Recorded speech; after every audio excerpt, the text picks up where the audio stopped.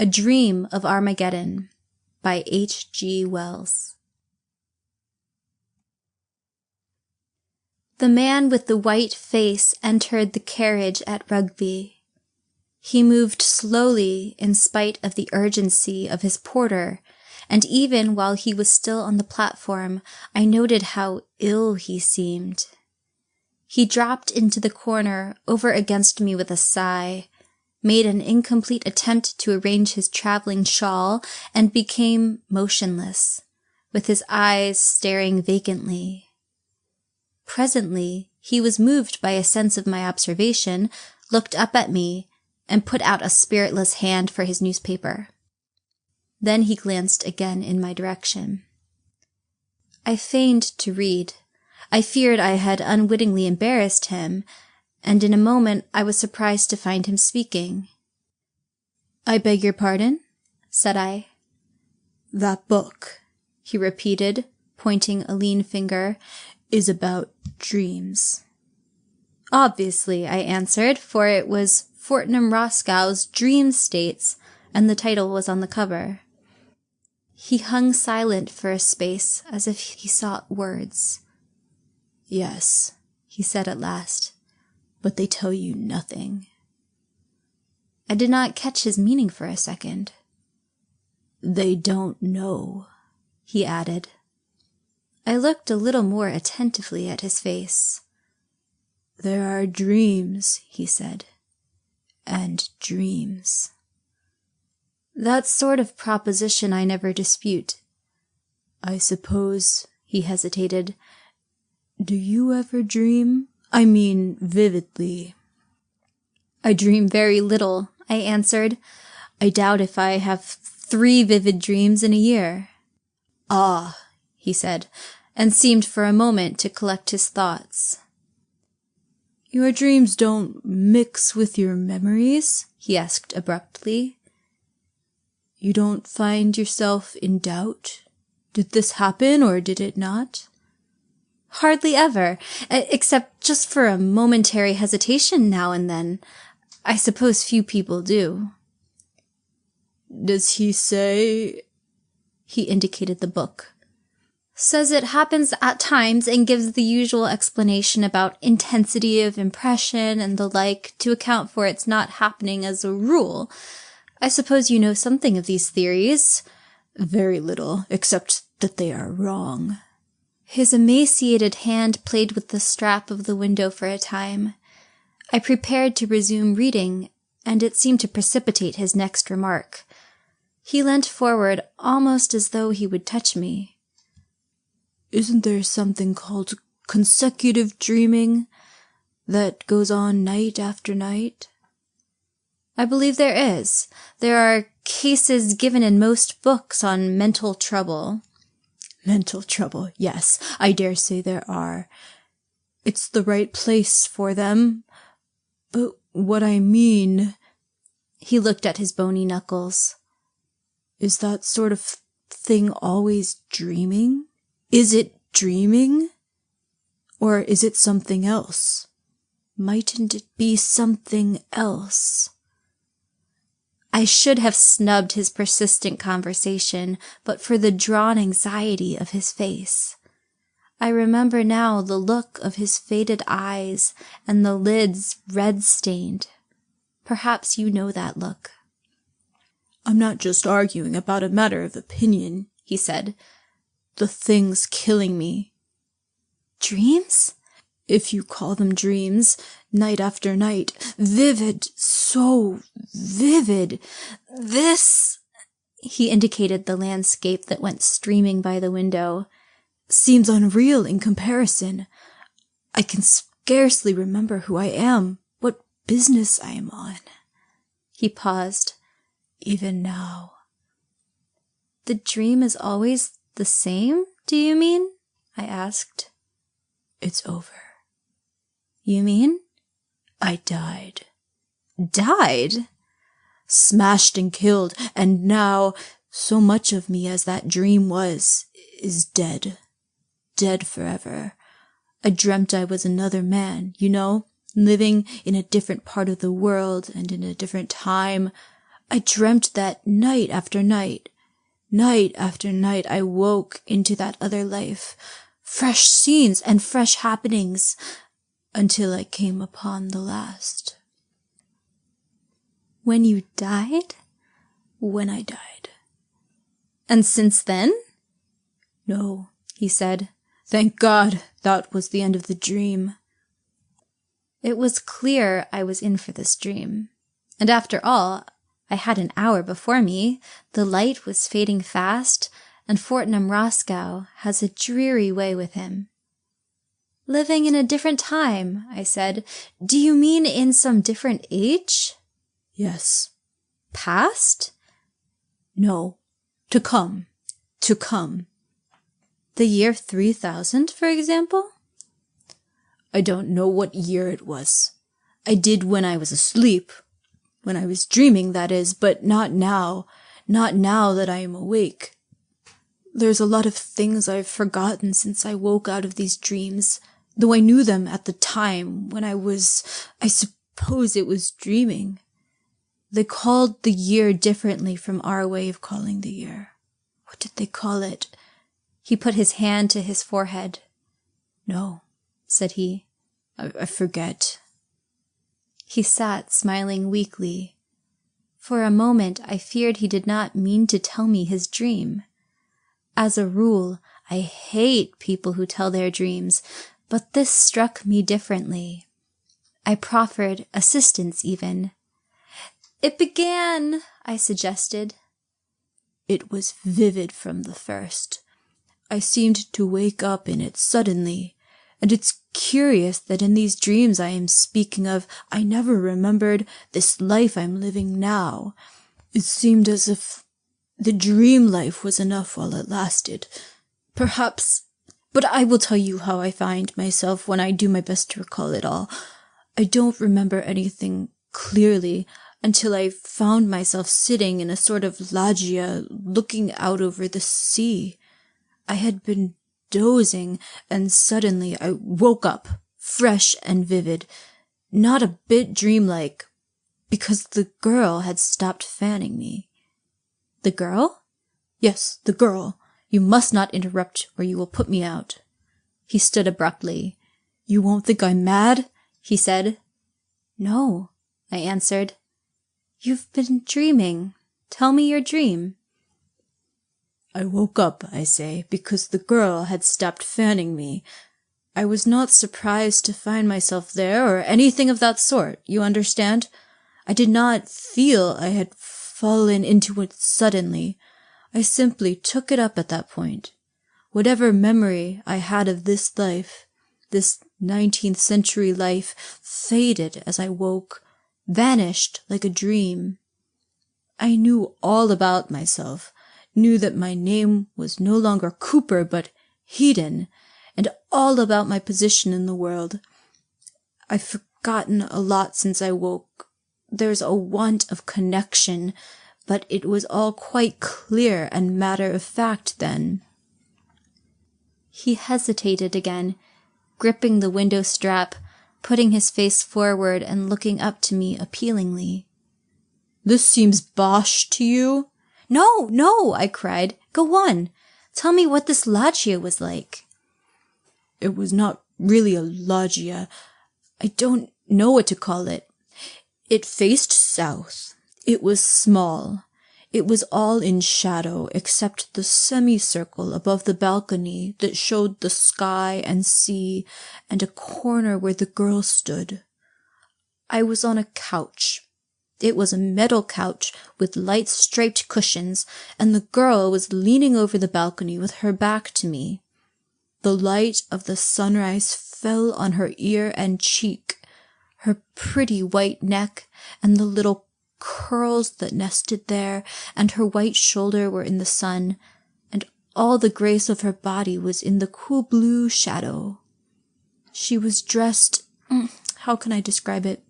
It was easy and flowing, and altogether there she stood, so that it came to me how beautiful and desirable she was, as though I had never seen her before. And when at last I sighed and raised myself upon my arm, she turned to face me. He stopped. I have lived 53 years in this world. I have had mother, sisters, friends, wife and daughters, all their faces, the play of their faces, I know. But the face of this girl, it is much more real to me. I can bring it back into memory so that I see it again.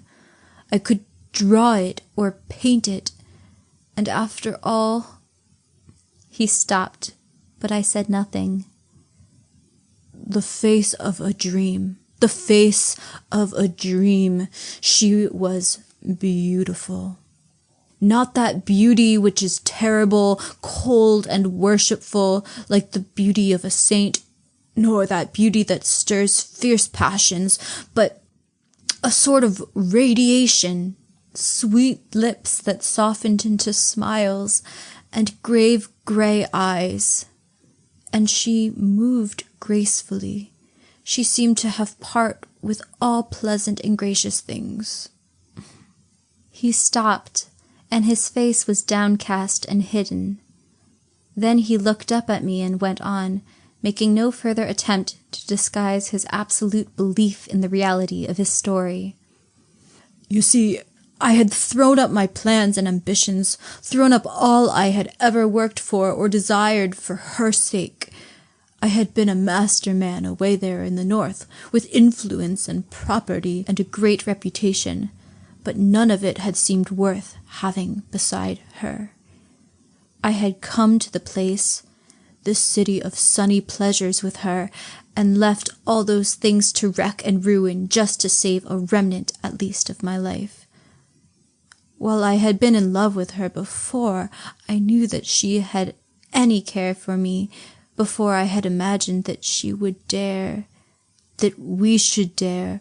All my life had seemed vain and hollow, dust and ashes. It was dust and ashes. Night after night, and through the long days I had longed and desired. My soul had beaten against the thing forbidden. But it is impossible for one man to tell another just these things. It's emotion. It's a tint, a light that comes and goes. Only while it's there, everything changes. Everything. The thing is, I came away and let them in their crisis to do what they could. Left whom? I asked, puzzled. The people up in the north there. You see, in this dream anyhow, I had been a big man, the sort of man men come to trust in, to group themselves about.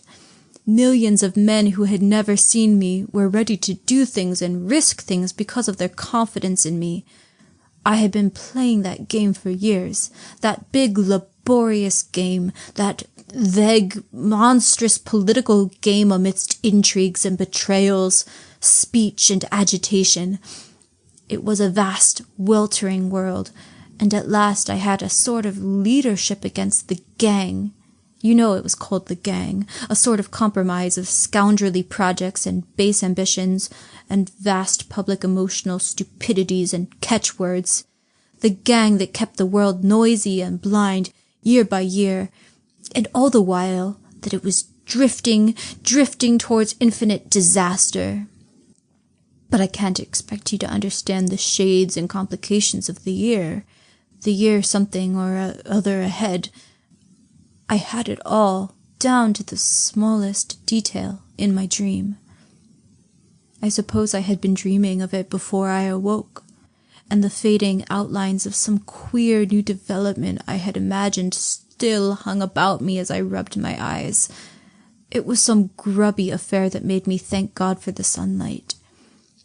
I sat up on the couch and remained looking at the woman and rejoicing that I had come away out of all that tumult and folly and violence before it was too late.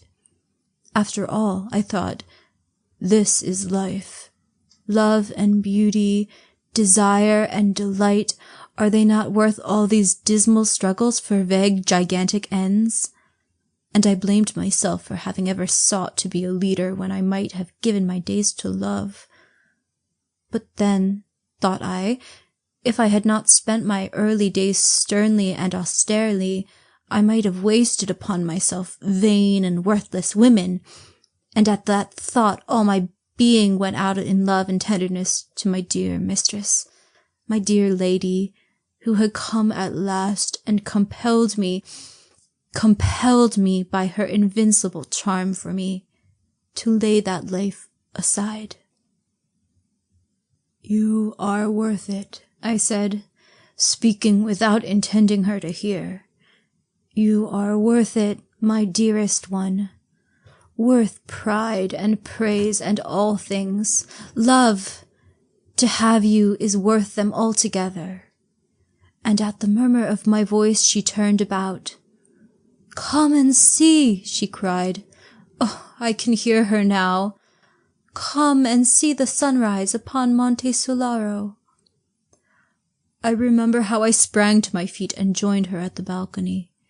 She put a white hand upon my shoulder and, pointing towards great masses of limestone, flushing, as it were, into life, I looked, but first I noted the sunlight on her face, caressing the lines of her cheek and neck. How can I describe to you the scene we had before us? We were at Capri. "I have been there," I said. "I have clambered up Monte Solaro and drunk vero Capri, muddy stuff like cider, at the summit." "Ah," said the man with the white face, "then perhaps you can tell me. You will know if this is indeed Capri, for in this life I have never been there." Let me describe it. We were in a little room, one of a vast multitude of little rooms, very cool and sunny, hollowed out of the limestone of a sort of cape, very high above the sea. The whole island, you know, was one enormous hotel, complex beyond explaining, and on the other side there were miles of floating hotels, and huge floating stages to which the flying machines came.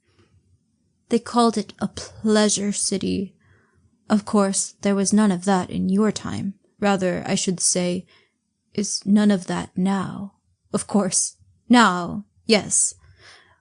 Well, this room of ours was at the extremity of the cape, so that one could see east and west. Eastward was a great cliff, 1,000 feet high perhaps, coldly grey except for one bright edge of gold, and beyond it the Isle of the Sirens, and a falling coast that faded and passed into the hot sunrise. And when one turned to the west, distinct and near was a little bay, a little beach still in shadow. And out of that shadow rose Solaro, straight and tall, flushed and golden-crested, like a beauty throned, and the white moon was floating behind her in the sky, and before us, from east to west, stretched the many-tinted sea all dotted with little sailing boats.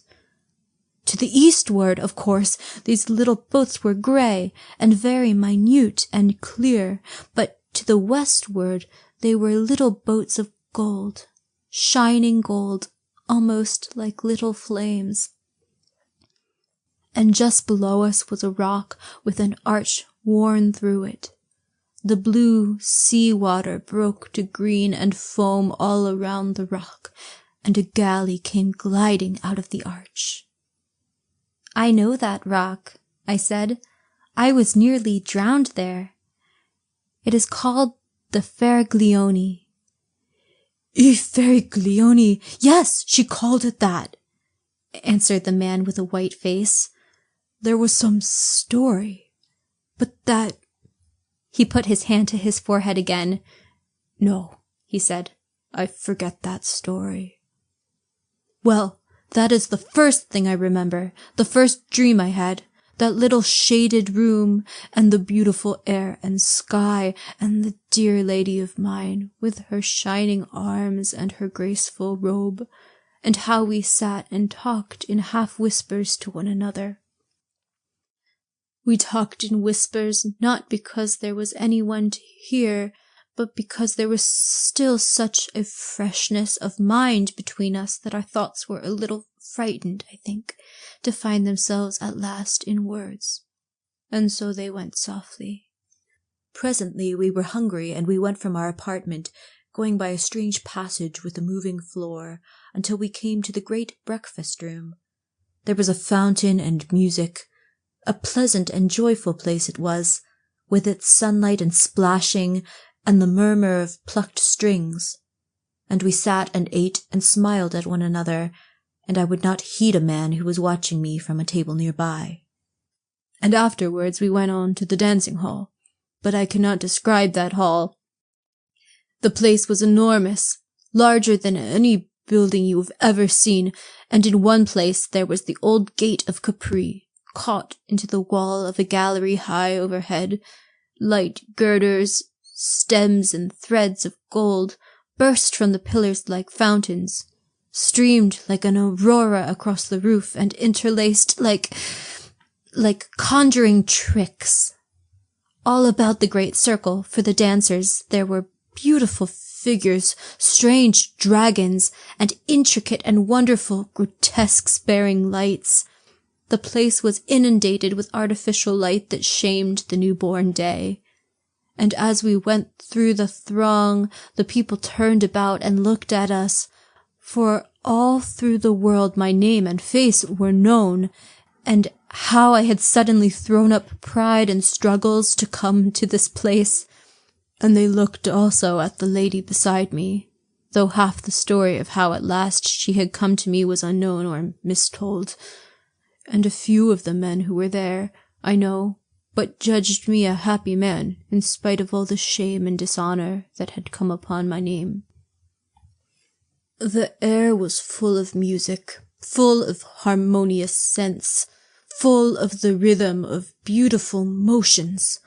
Thousands of beautiful people swarmed about the hall, crowded the galleries, sat in a myriad recesses.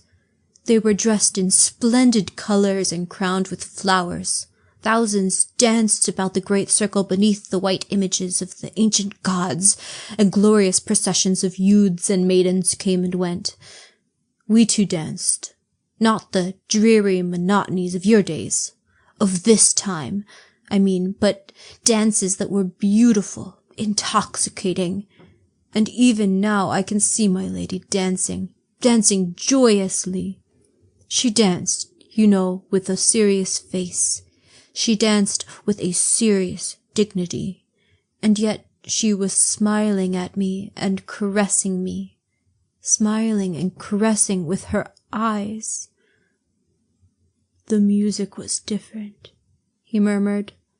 It went, I cannot describe it, but it was infinitely richer and more varied than any music that has ever come to me awake. And then, it was when we had done dancing, a man came to speak to me. He was a lean, resolute man, very soberly clad for that place, and already I had marked his face watching me in the breakfasting hall, and afterwards, as we went along the passage, I had avoided his eye. But now, as we sat in a little alcove, smiling at the pleasure of all the people who went to and fro across the shining floor, he came and touched me, and spoke to me so that I was forced to listen, and he asked me that he might speak to me for a little time apart. "No," I said, "I have no secrets from this lady. What do you want to tell me?" He said it was a trivial matter, or at least a dry matter for a lady to hear. "Perhaps for me to hear," said I. He glanced at her as though almost he would appeal to her. Then he asked me suddenly if I had heard of a great and avenging declaration that Evesham had made. Now, Evesham had always been the man next to myself in the leadership of that great party in the north. He was a forcible, hard, and tactless man, and only I had been able to control and soften him. It was on his account, even more than my own, I think, that the others had been so dismayed at my retreat. So this question about What he had done reawakened my old interest in the life I had put aside just for a moment. "I have taken no heed of any news for many days," I said. "What has Evesham been saying?" And with that the man began, nothing loath, and I must confess even I was struck by Evesham's reckless folly and the wild and threatening words he had used.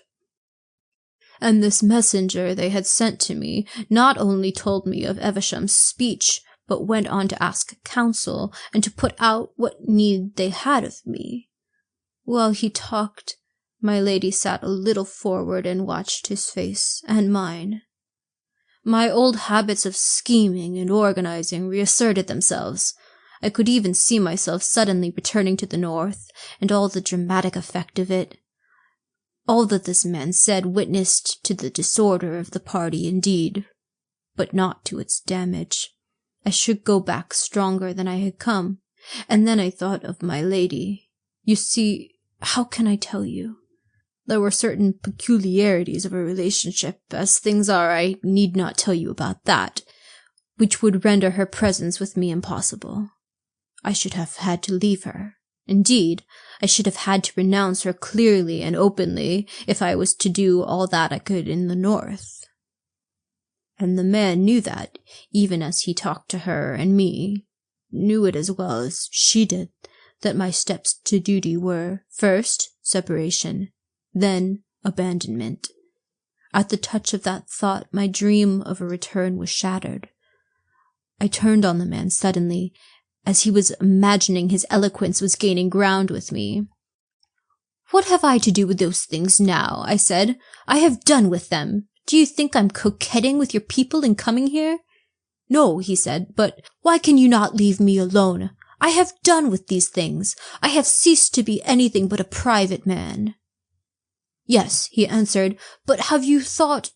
This talk of war, these reckless challenges, these wild aggressions—" I stood up. "No," I cried, "I won't hear you. I took count of all those things. I weighed them, and I have come away." He seemed to consider the possibility of persistence. He looked from me to where the lady sat, regarding us. "War," he said, as if he were speaking to himself, and then turned slowly from me and walked away. I stood, caught in the whirl of thoughts his appeal had set going. I heard my lady's voice. "Dear," she said, "but if they had need of you—" She did not finish her sentence. She let it rest there. I turned to see her sweet face, and the balance of my mood swayed and reeled. "They want me only to do the thing they dare not do themselves," I said. "If they distrust Evesham, they must settle it with him themselves." She looked at me doubtfully. "But war," she said. I saw doubt on her face that I had seen before, a doubt of herself and me, the first shadow of the discovery that, seen strongly and completely, must drive us apart forever. Now, I was an older mind than hers, and I could sway her to this belief or that. "My dear one," I said, "you must not trouble over these things. There will be no war. Certainly there will be no war. The age of wars is past. Trust me to know the justice of this case. They have no right upon me, dearest, and no one has a right upon me. I have been free to choose my life, and I have chosen this." "But war," she said. I sat down beside her. I put an arm behind her and took her hand in mine. I set myself to drive that doubt away. I set myself to fill her mind with pleasant things again. I lied to her, and in lying to her I lied also to myself.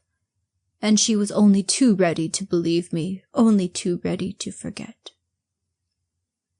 Very soon the shadow had gone again, and we were hastening to our bathing place in the Grotta del Bovo Marino, where it was our custom to bathe every day.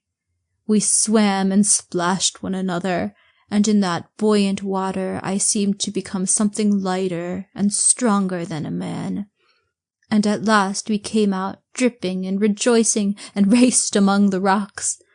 And then I put on a dry bathing dress, and we sat to bask in the sun, and presently I nodded, resting my head against her knee, and she put her hand upon my hair and stroked it softly, and I dozed. And behold, as it were with the snapping of the string of a violin, I was awakening, and I was in my own bed in Liverpool, in the life of today. Only for a time I could not believe that all these vivid moments had been no more than the substance of a dream. In truth, I could not believe it a dream for all the sobering reality of things about me. I bathed and dressed, as it were by habit, and as I shaved, I argued why I, of all men, should leave the woman I loved to go back to fantastic politics in the hard and strenuous north. Even if Evesham did force the world back to war, what was that to me? I was a man with a heart of a man, and why should I feel the responsibility of a deity for the way the world might go? You know that it is not quite the way I think about affairs, about my real affairs. I am a solicitor, you know, with a point of view.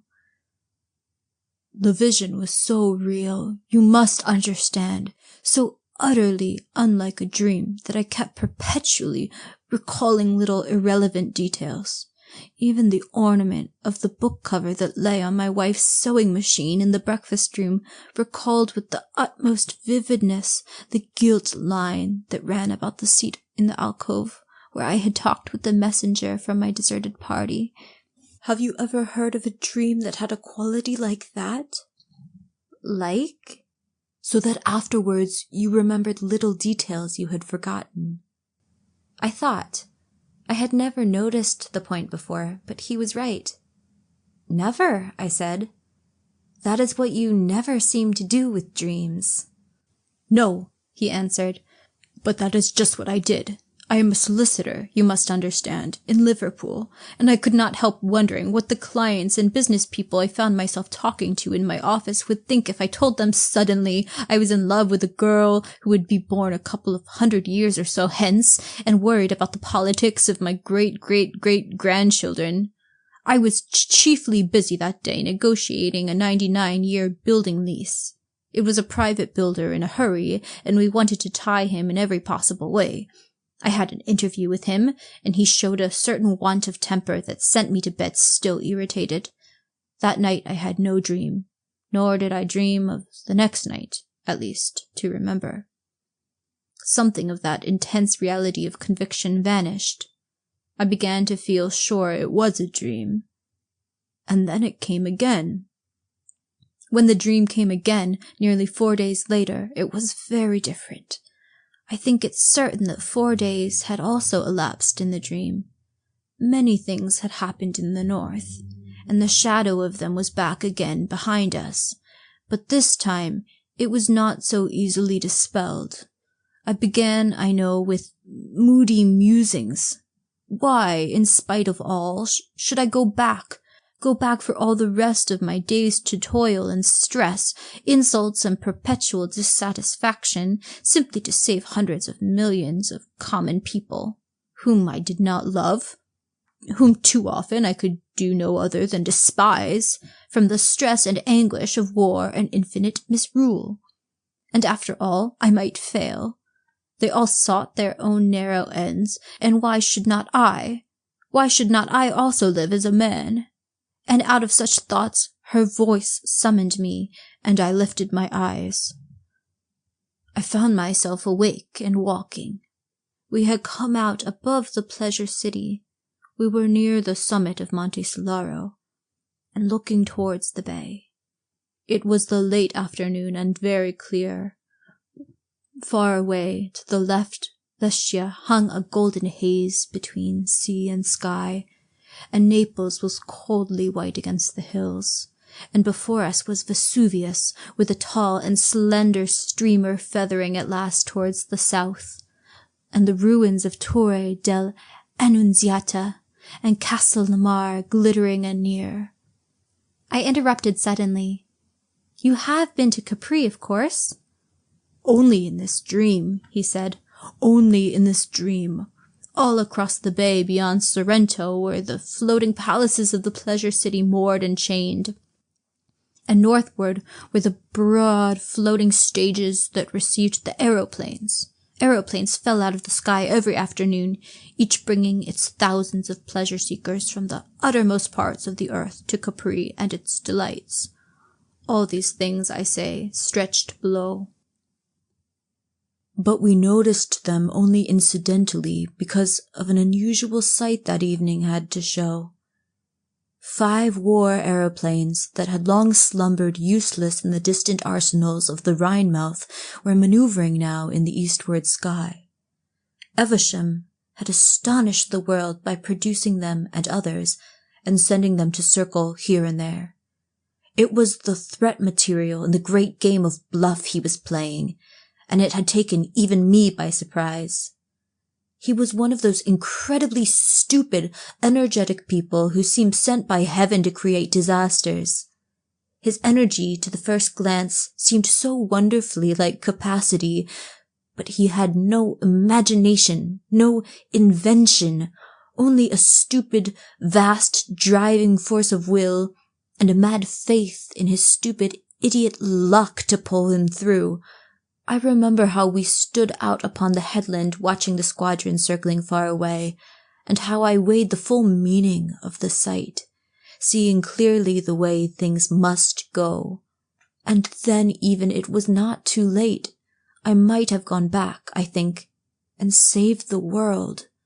The people of the North would follow me, I knew, granted only that in one thing I respected their moral standards. The East and South would trust me as they would trust no other northern man, and I knew I had only to put it to her and she would have let me go, not because she did not love me. Only I did not want to go. My will was all the other way about. I was so newly thrown off the incubus of responsibility. I was still so fresh a renegade from duty that the daylight clearness of what I ought to do had no power at all to touch my will. My will was to live, to gather pleasures and make my dear lady happy. But though the sense of vast, neglected duties had no power to draw me, it could make me silent and preoccupied. It robbed the days I had spent of half their brightness and roused me into dark meditations in the silence of the night. And as I stood and watched Evesham's aeroplanes sweep to and fro, those birds of infinite ill omen, she stood beside me, watching me, perceiving the trouble indeed, but not perceiving it clearly, her eyes questioning my face, her expression shaded with perplexity. Her face was grey because the sunset was fading out of the sky. It was no fault of hers that she held me. She had asked me to go from her, and again in the night time, and with tears she had asked me to go. At last it was the sense of her that roused me from my mood. I turned upon her suddenly and challenged her to race down the mountain slopes. "No," she said, as if I had jarred with her gravity, but I was resolved to end that gravity and make her run. No one can be very grey and sad who is out of breath. And when she stumbled, I ran with my hand beneath her arm. We ran down past a couple of men, who turned back staring in astonishment at my behaviour. They must have recognized my face, and halfway down the slope came a tumult in the air. Cling-clank, cling-clank, and we stopped, and presently, over the hill crest, those war things came flying, one behind the other. The man seemed hesitating on the verge of a description. "What were they like?" I asked. "They had never fought," he said. "They were just like our ironclads are nowadays. They had never fought. No one knew what they might do. With excited men inside them, few even cared to speculate. They were great driving things shaped like spearheads without a shaft, with a propeller in the place of a shaft." "Steel?" "Not steel." "Aluminum?" No, nothing of that sort. An alloy that was very common as brass, for example. It was called, let me see." He squeezed his forehead with the fingers of one hand. I'm forgetting everything, he said. And they carried guns? Little guns, firing high explosive shells. They fired the guns backwards, out of the base of the leaf, so to speak, and rammed with the beak. That was the theory, you know, but they had never been fought. No one could tell exactly what was going to happen. And meanwhile, I suppose it was very fine to go whirling through the air like a flight of young swallows, swift and easy. I guess the captains tried not to think too clearly what the real thing would be like. And these flying war machines, you know, were only one sort of the endless war contrivances that had been invented and had fallen into abeyance during the long peace. They were all sorts of these things that people were routing out and furbishing up. Infernal things, silly things, things that had never been tried. Big engines, terrible explosives, great guns. You know the silly way of these ingenious sorts of men who make these things. They turn 'em out as beavers build dams, with no more sense of the rivers they're going to divert and the lands they're going to flood. As we went down the winding stepway to our hotel again, in the twilight, I foresaw it all. I saw how clearly and inevitably things were driving for war in Evesham's silly, violent hands, and I had some inkling of what war was bound to be under those new conditions. And even then, though I knew it was drawing near the limit of my opportunity, I could find no will to go back. He sighed. That was my last chance. We didn't go into the city until the sky was full of stars, so we walked out upon the high terrace, to and fro, and she counseled me to go back. My dearest, she said, and her sweet face looked up to me. This is death. This life you lead is death. Go back to them. Go back to your duty. She began to weep, saying, between her sobs and clinging to my arm as she said it, "Go back, go back." Then suddenly she fell mute and, glancing down at her face, I read in an instant the thing she had thought to do. It was one of those moments when one sees. "No," I said. "No?" she asked, in surprise, and I think a little fearful of the answer to her thought. "Nothing," I said, "shall send me back. Nothing. I have chosen. Love, I have chosen, and the world must go. Whatever happens, I will live this life. I will live for you. Nothing shall turn me aside. Nothing, my dear one. Even if you died. Even if you died."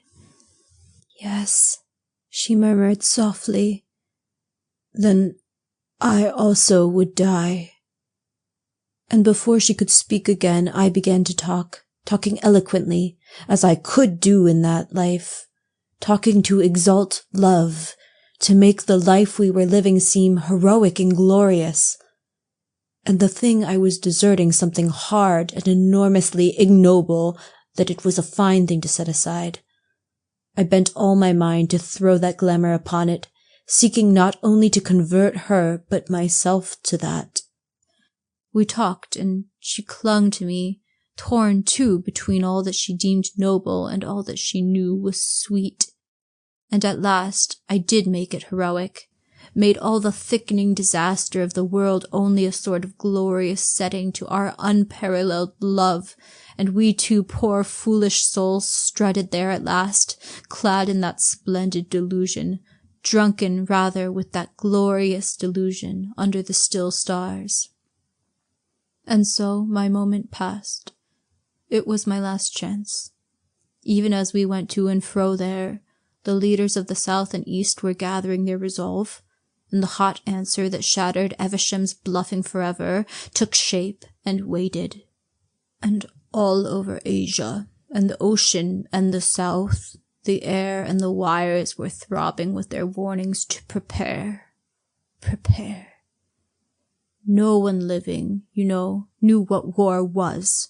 No one could imagine, with all these new inventions, what horror war might bring. I believe most people still believed it would be a matter of bright uniforms and shouting charges and triumphs and flags and bands, in a time when half the world drew its food supply from regions 10,000 miles away. The man with the white face paused. I glanced at him, and his face was intent on the floor of the carriage. A little railway station, a string of loaded trucks, a signal box, and the back of a cottage shot by the carriage window, and a bridge passed with a clap of noise, echoing the tumult of the train. "After that," he said, "I dreamt often. For 3 weeks of nights that dream was my life, and the worst of it was there were nights when I could not dream, when I lay tossing on a bed in this accursed life, and there, somewhere lost to me, things were happening, momentous, terrible things. I lived at nights. My days, my waking days, this life I am living now, became a faded, faraway dream, a drab setting, the cover of the book." He thought.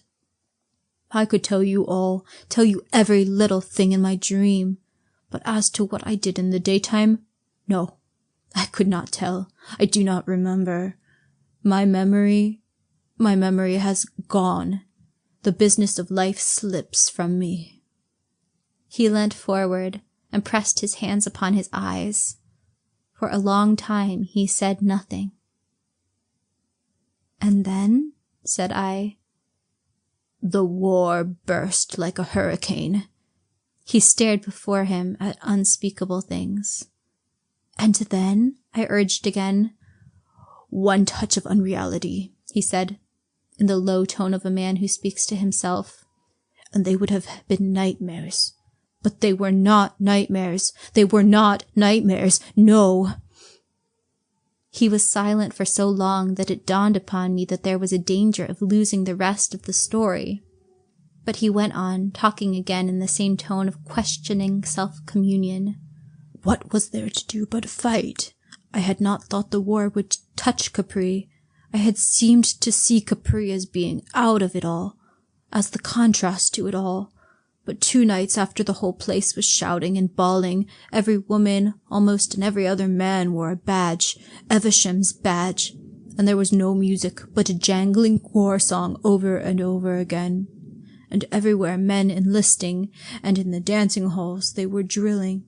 The whole island was awhir with rumors. It was said again and again that fighting had begun. I had not expected this. I had seen so little of the life of pleasures that I had failed to reckon with this violence of the amateurs. And as for me, I was out of it. I was like the man who might have prevented the firing of a magazine. The time had gone. I was no one. The vainest stripling with a badge counted for more than I. The crowd jostled us and bawled in our ears. That accursed song deafened us. A woman shrieked at my lady because no badge was on her, and we too went back to our own place again, ruffled and insulted, my lady white and silent, and I a quiver with rage. So furious was I could have quarrelled with her if I could have found one shade of accusation in her eyes. All of my magnificence had gone from me. I walked up and down our rock cell, and outside was the darkling sea, and a light to the southward that flared and passed and came again. "We must get out of this place," I said over and over.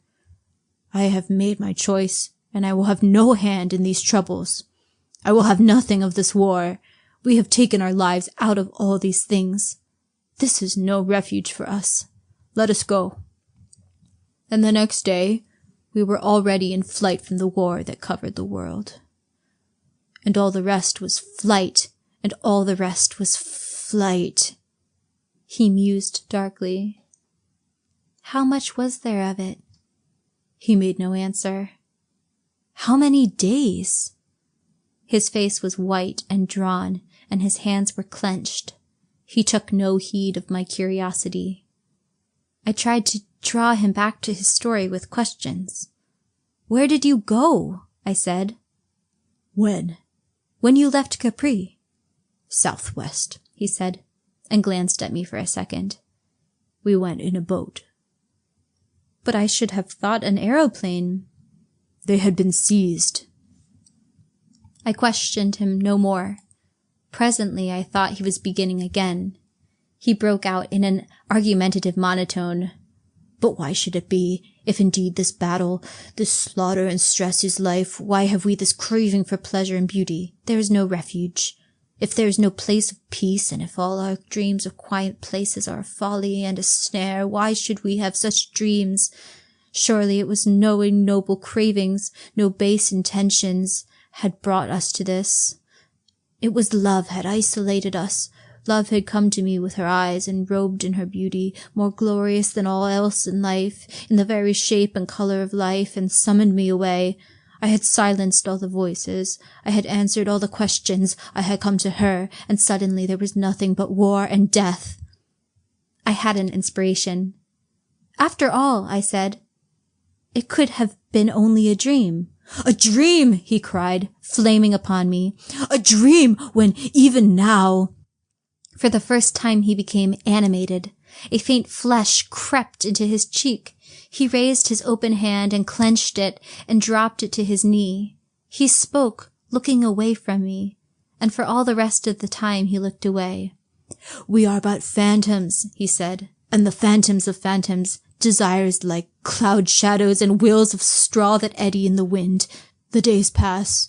Use and wont carry us through as a train carries the shadow of its light. So be it. But one thing is real and certain. One thing is no dream. Stuff, but eternal and enduring. It is the center of my life, and all other things about it are subordinate or altogether vain. I loved her, that woman of a dream, and she and I are dead together. A dream! How can it be a dream when it drenched a living life with unappeasable sorrow, when it makes all that I've lived for and cared for worthless and unmeaning? Until that very moment when she was killed, I believe we still had a chance of getting away, he said. All through the night and morning that we sailed across the sea from Capri to Salerno, we talked of escape. We were full of hope, and it clung about us to the end. Hope for the life together we should lead, out of it all, out of the battle and struggle, the wild and empty passions, the empty, arbitrary thou shalt and thou shalt not of the world. We were uplifted, as though our quest was a holy thing, as though love for another was a mission. Even when from our boat we saw the fair face of that great rock Capri, always scarred and gashed by the gun emplacements and hiding places that were to make it a fastness, we reckoned nothing of the imminent slaughter, though the fury of preparation hung about in the puffs and clouds of dust at 100 points amidst the grey. But, indeed, I made a text of that and talked. There, you know, was the rock, still beautiful for all its scars, with its countless windows and arches and ways, tier upon tier, for 1,000 feet, a vast carving of grey, broken by vine-clad terraces, and lemon and orange groves, and masses of agave and prickly pear, and puffs of almond blossom. And out under the archways that is built over the Piccola Marina, other boats were coming. And as we came round the cape and within sight of the mainland, another little string of boats came into view, driving before the wind toward the southwest. In a little while a multitude had come out, the remoter just little specks of ultramarine in the shadow of the eastward cliff. "It is love and reason," I said, fleeing from all this madness of war. And though we presently saw a squadron of aeroplanes flying across the southern sky, we did not heed it. There it was, a line of little dots in the sky, and then more, dotting the southeastern horizon, and then still more, until all that quarter of the sky was stippled with blue specks. Now they were all thin little strokes of blue, and now one, and now a multitude would heel and catch the sun, and become short flashes of light.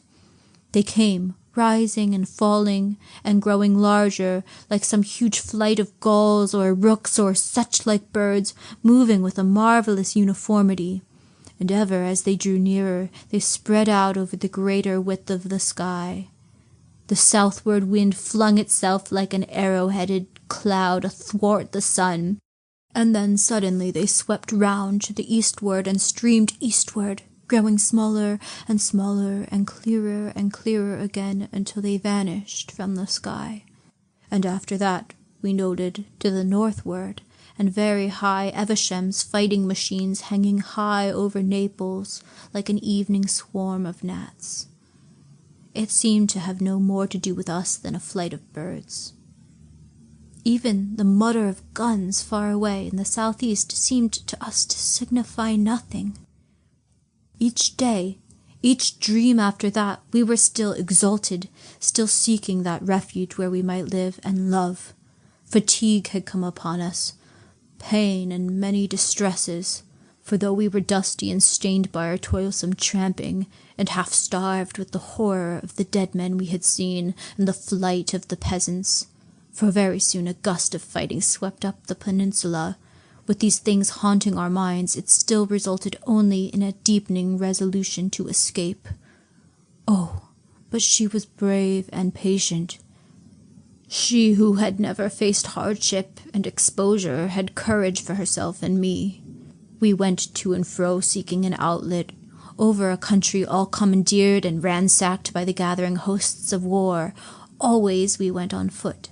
At first there were other fugitives, but we did not mingle with them. Some escaped northward. Some were caught in a torrent of peasantry that swept along the main roads.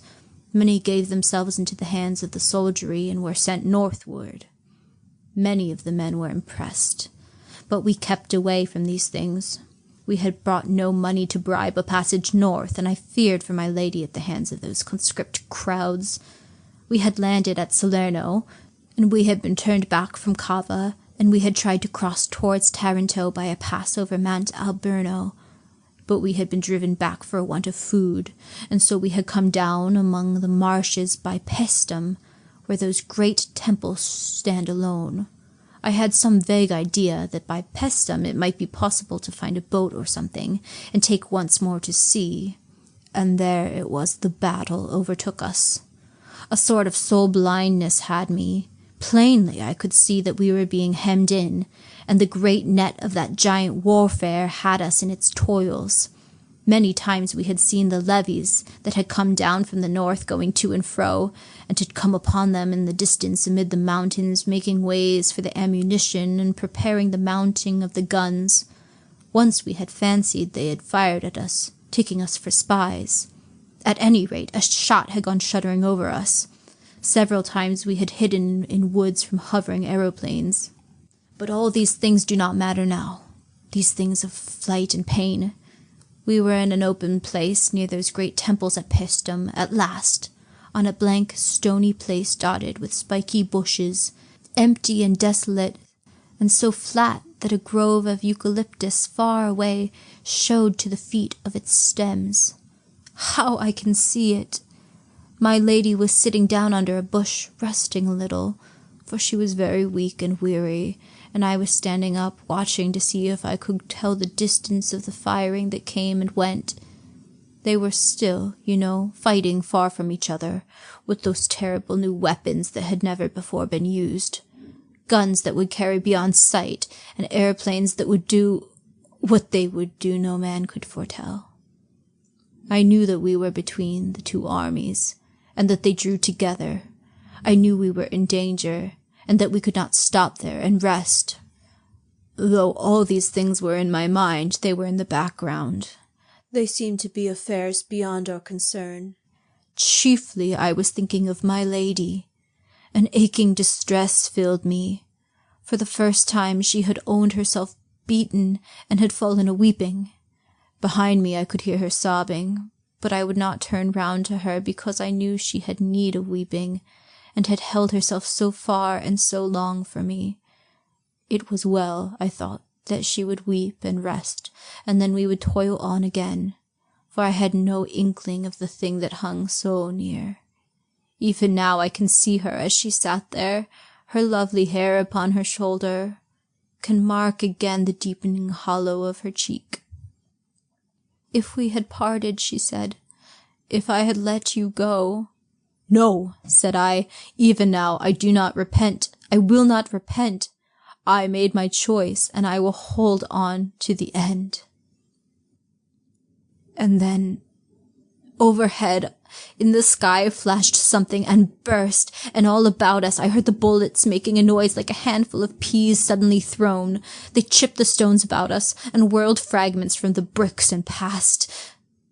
He put his hand to his mouth and then moistened his lips. At the flash, I had turned about. She stood up, and moved a step towards me, as though she wanted to reach me.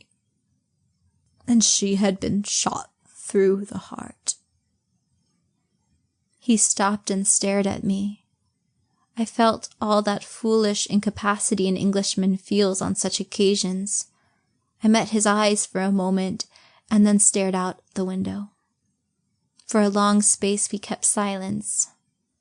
When at last I looked at him, he was sitting back in his corner, his arms folded and his teeth gnawing at his knuckles. He bit his nail suddenly and stared at it. I carried her, he said, towards the temples, in my arms, as though it mattered. I don't know why. They seemed a sort of sanctuary, They had lasted so long, I suppose.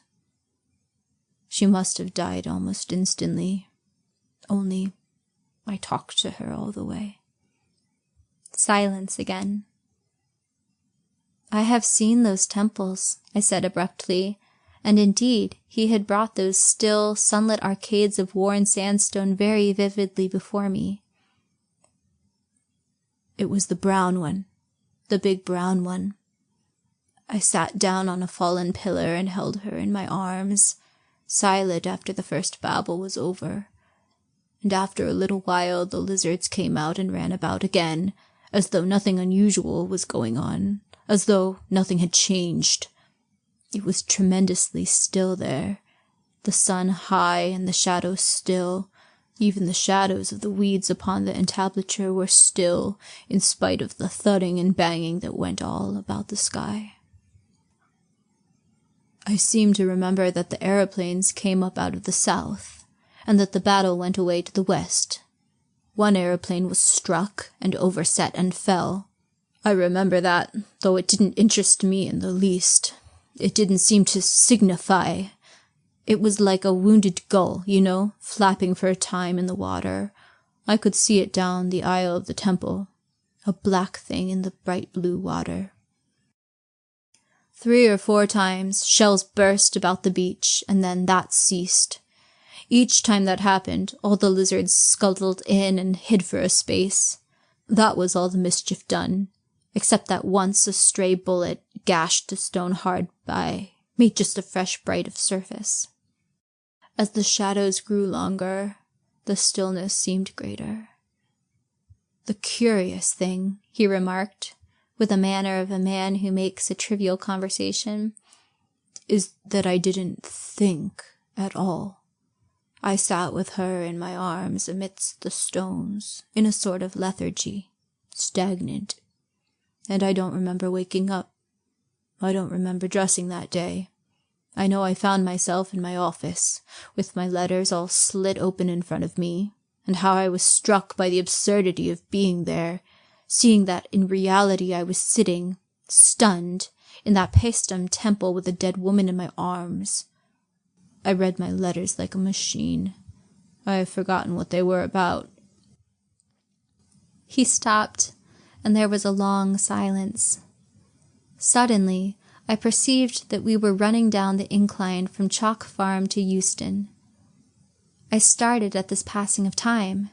I turned on him with a brutal question, with the tone of now or never. "And did you dream again?" "Yes." He seemed to force himself to finish. His voice was very low. "Once more, and as it were only for a few instants. I seem to have suddenly woken out of a great apathy, to have risen into a sitting position, and the body lay there on the stones beside me. A gaunt body. Not her, So soon.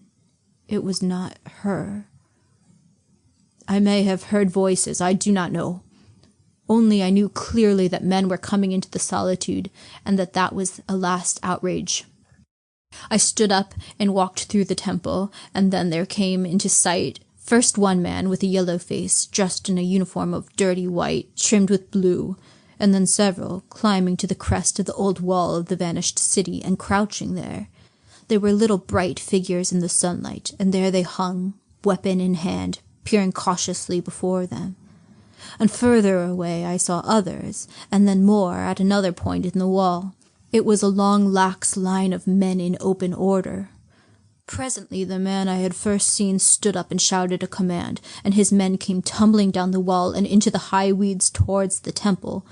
He scrambled down with them and led them. He came facing towards me, and when he saw me, he stopped. At first I had watched these men with a mere curiosity, but when I had seen they meant to come to the temple, I was moved to forbid them. I shouted to the officer, "You must not come here," I cried. "I am here. I am here with my dead." He stared and then shouted a question back at me in some unknown tongue. I repeated what I had said. He shouted again, and I folded my arms and stood still. Presently he spoke to his men and came forward. He carried a drawn sword. I signed to him to keep away, but he continued to advance. I told him again, very patiently and clearly, "You must not come here. These are old temples, and I am here with my dead." Presently he was so close I could see his face clearly.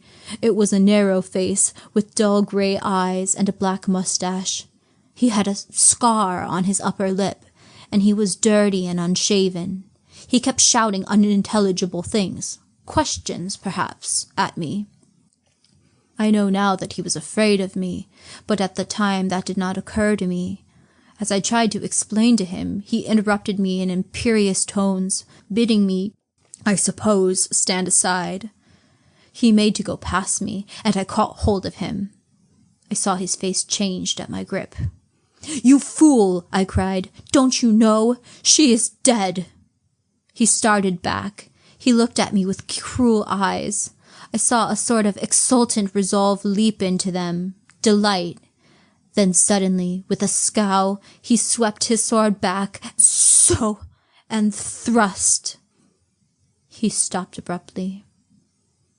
I became aware of a change in the rhythm of the train. The brakes lifted their voices, and the carriage jarred and jerked. This present world insisted upon itself, became clamorous.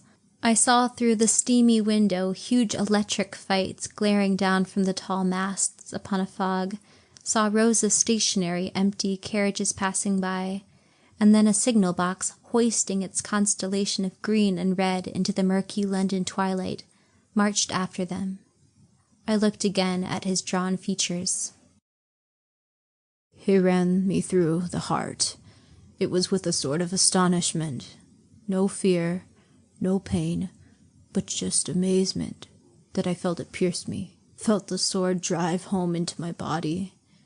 It didn't hurt, you know. It didn't hurt at all. The yellow platform lights came into the field of view, passing first rapidly, then slowly, and at last stopping with a jerk. Dim shapes of men passed to and fro without. "Euston!" cried a voice. "Do you mean—" There was no pain, no sting or smart. Amazement, and then darkness sweeping over everything. The hot, brutal face before me, the face of the man who had killed me, seemed to recede.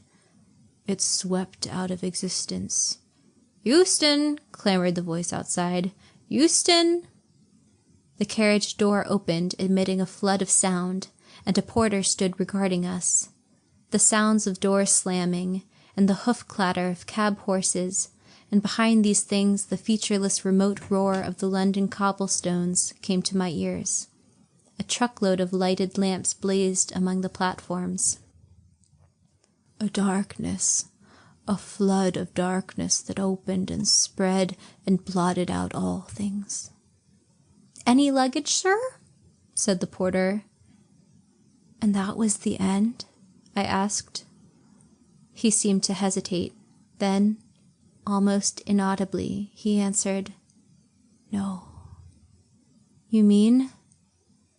I couldn't get to her. She was there on the other side of the temple, and then... Yes? I insisted. Yes? Nightmares, he cried. Nightmares indeed. My God, great birds that fought and tore.